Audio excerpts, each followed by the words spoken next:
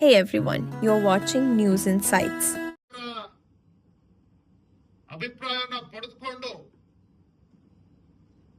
ಮುಖ್ಯಮಂತ್ರಿ ಗಾದಿಯಿಂದ ಸಿದ್ದರಾಮಯ್ಯನವರು ಹೇಗೆ ಇಳಿಸಬೇಕು ಅದಕ್ಕೆ ಭೂಮಿಕೆಯನ್ನು ಸಜ್ಜು ಮಾಡೋದಕ್ಕೋಸ್ಕರ ಅವ್ರು ಬಂದಿರು ಕುಳಿತಿದ್ದಾರೆ. ಇದರ ಜೊತೆಗೆ ಮುಖ್ಯಮಂತ್ರಿ ಗಾದಿಗೆ ಇವತ್ತು ಪೈಪೋಟಿ ಪ್ರಾರಂಭ ಹೆಚ್ಚಾಗಿದೆ. ಮುಖ್ಯಮಂತ್ರಿ ಕುರ್ಚಿಗೆ ಪೈಪೋಟಿ ದಿನೇ ದಿನೇ ಹೆಚ್ಚಾಗ್ತಾ ಇರ್ತಕ್ಕಂಥ ಪರಿಣಾಮ ಕುದುರೆ ವ್ಯಾಪಾರನೂ ಕೂಡ ಬಹಳ ಜೋರಾಗಿ ಪ್ರಾರಂಭ ಆಗೋದಿದೆ. ಹಾಗಾಗಿ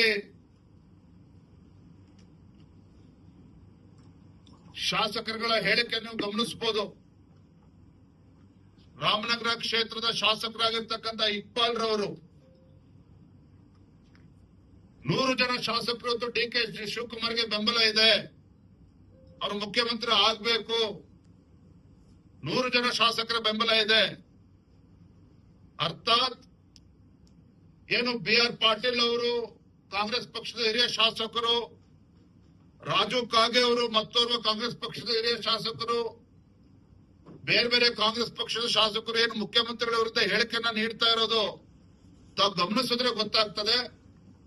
ಮುಖ್ಯಮಂತ್ರಿಗಳು ಆಡಳಿತದ ಮೇಲೆ ಸಂಪೂರ್ಣವಾಗಿ ಹಿಡಿತವನ್ನ ಕಳೆದುಕೊಂಡಿರ್ತಕ್ಕಂಥದ್ದು ಅಷ್ಟೇ ಅಲ್ಲ, ಅವರ ಪಕ್ಷದ ಶಾಸಕರುಗಳ ವಿಶ್ವಾಸವನ್ನು ಕೂಡ ಸಂಪೂರ್ಣ ಕಳೆದುಕೊಂಡಿದ್ದಾರೆ. ಕುದುರೆ ವ್ಯಾಪಾರ ಪ್ರಾರಂಭ ಆಗಿದೆ.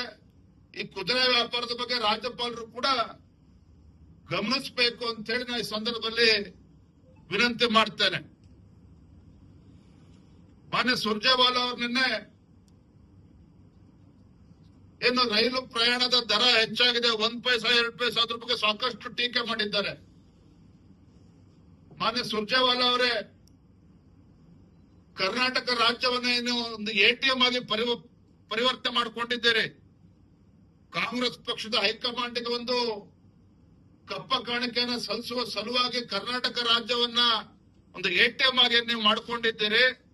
ಇದರ ಪರಿಣಾಮನೇ ಇವತ್ತು ರಾಜ್ಯದಲ್ಲಿ ಸಿದ್ದರಾಮಯ್ಯ ಮುಖ್ಯಮಂತ್ರಿಗಳೇನಿದ್ದಾರೆ ದಿನೇ ದಿನೇ ನಾಡಿನ ಜನತೆಯ ಮೇಲೆ ಬರೆ ಎಳಿತಕ್ಕಂಥ ಕೆಲಸವನ್ನ ಮಾಡ್ತಾ ಇದ್ದಾರೆ. ಸುರ್ಜೇವಾಲಾ ಅವರು ಇವತ್ತು ಬೆಲೆ ಏರಿಕೆ ಬಗ್ಗೆ ಕೇಂದ್ರ ಸರ್ಕಾರವನ್ನು ಟೀಕೆ ಮಾಡ್ತಾ ಇದ್ದಾರೆ. ಅವ್ರಿಗೆ ಬಹುಶಃ ಮಾಹಿತಿಯ ಕೊರತೆ ಇದೆಯೋ ಅಥವಾ ಮಾಹಿತಿ ಇದ್ದೂ ಸಹ ಇವತ್ತು ಕುರುಡರಂತೆ ವರ್ತನೆ ಮಾಡ್ತಾ ಇದ್ದಾರೋ ಅವ್ರು ಉತ್ತರ ನೀಡಬೇಕಾಗಿದೆ.